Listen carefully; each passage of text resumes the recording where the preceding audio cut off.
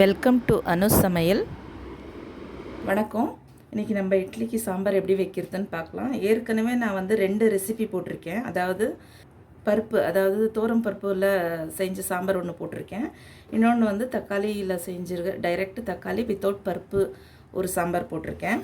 இது வந்து வெறும் மெயின் இன்க்ரீடியன்ட் பார்த்திங்கன்னா கத்திரிக்காய். ஆப்ஷனலாக நம்ம வந்து கேரட்டு, உருளைக்கிழங்கு ஆப்ஷனல் தான், வேணும்னா சேர்த்துக்கலாம். இப்போ நான் வந்து பைத்தம் பருப்பு எடுத்திருக்கேன். இது நல்லா வாஷ் பண்ணி ஒரு கப்பு பைத்தம் பருப்பு சேர்த்துருக்கேன். ஸோ இதில் வந்து ஒரு 1/2 டம்ளர் தண்ணி சேர்த்துக்கலாம். பாருங்கள், ஒரு 1/2 கப்பு தண்ணி சேர்த்துக்கிறேன். இதுலேயே வந்து ஒரு வெங்காயம் வந்து ஃபுல்லாக நறுக்குன வெங்காயம் ஒன்று சேர்த்துக்கிறேன். பொடிசாக நறுக்குன தக்காளி ஒன்று சேர்த்துக்கலாம்.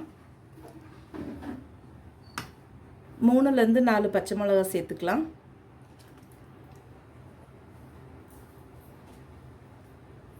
மஞ்சத்தூள் கொஞ்சம் சேர்த்துக்கலாம்.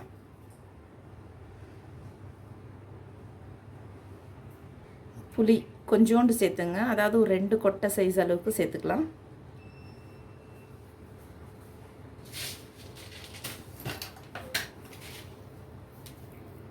தேவையான அளவு உப்பு சேர்த்துக்கலாம்.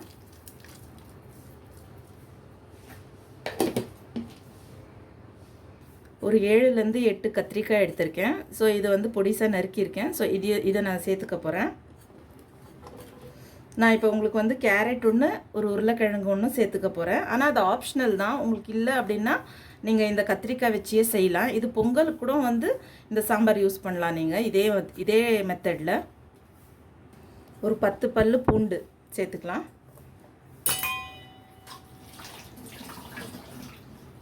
பெருங்காயம்,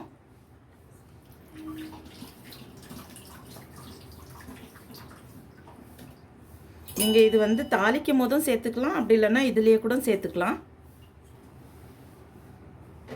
பெருங்காயம்,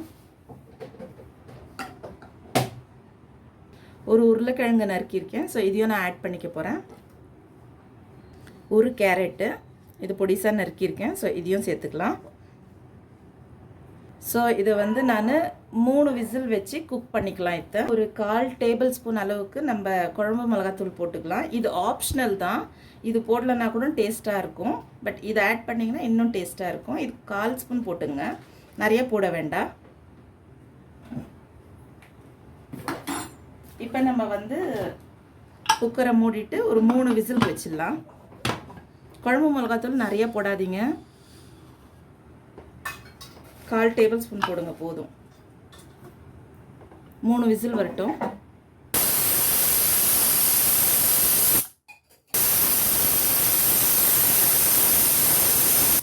பாருங்கள், 3 விசில் வந்துருச்சு.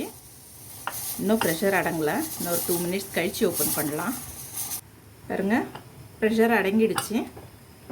நம்ம இது ஓப்பன் பண்ணிவிட்டு கடைஞ்சிக்கலாம்.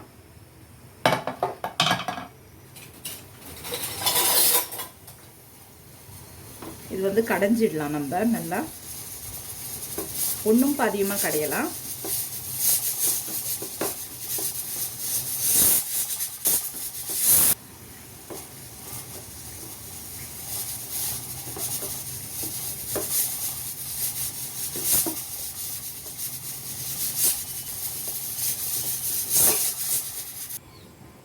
கடைஞ்சாச்சு. அதாவது வெஜிடபிள்ஸ் எல்லாம் பாருங்கள், அப்படியே வெஜிடபிள்ஸ் தெரிஞ்சு பாருங்கள்.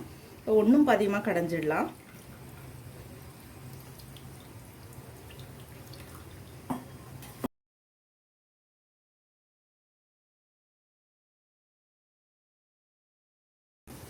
இப்போ நம்ம தாளிச்சிக்கலாம். தாளிக்கிறதுக்கு ஒரு டேபிள் ஸ்பூன் எண்ணெய், 1 1/2 அப்படி போட்டுக்கலாம். டேபிள் ஸ்பூனு, ஒரு 1/2 டேபிள் ஸ்பூனு கடுகுல நான் வந்து உளுந்து ஜீரகம் ரெண்டுமே மிக்ஸ் பண்ணி வச்சிருக்கேன்.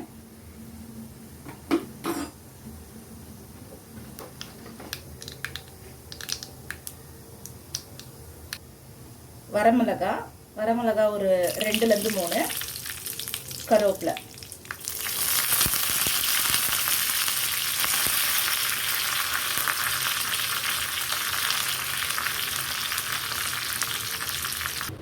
பாருங்கள் தாளிச்சது வந்து நான் இதில் சேர்த்துக்க போகிறேன்.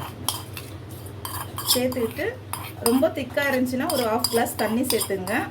உங்களுக்கு இந்த திக்னஸ் போதும் அப்படின்னா தண்ணி சேர்க்க வேண்டாம். ஏன்னா நான் மத்துலேருந்து கொஞ்சம் தண்ணி அது மேலேயே ஊற்றி சேர்த்துருக்கேன் ஒரு 1/2 கிளாஸு. ஸோ இதை நம்ம மறுபடியும் ஒரு கொதி வர வரைக்கும் விடலாம். பாருங்கள் திக்காக இருக்குது ரொம்ப. ஒரு கொதி வந்தோம்னா நீங்கள் ஆஃப் பண்ணிடலாம். இட்லிக்கும் நல்லாயிருக்கும், தோசைக்கும் நல்லாயிருக்கும். இதே மெத்தடில் பொங்கலுக்கும் இதே சாம்பார் நல்லாயிருக்கும்.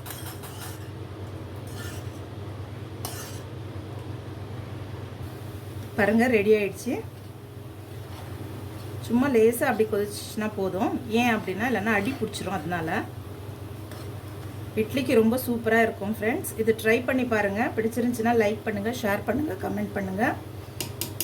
Thank you friends.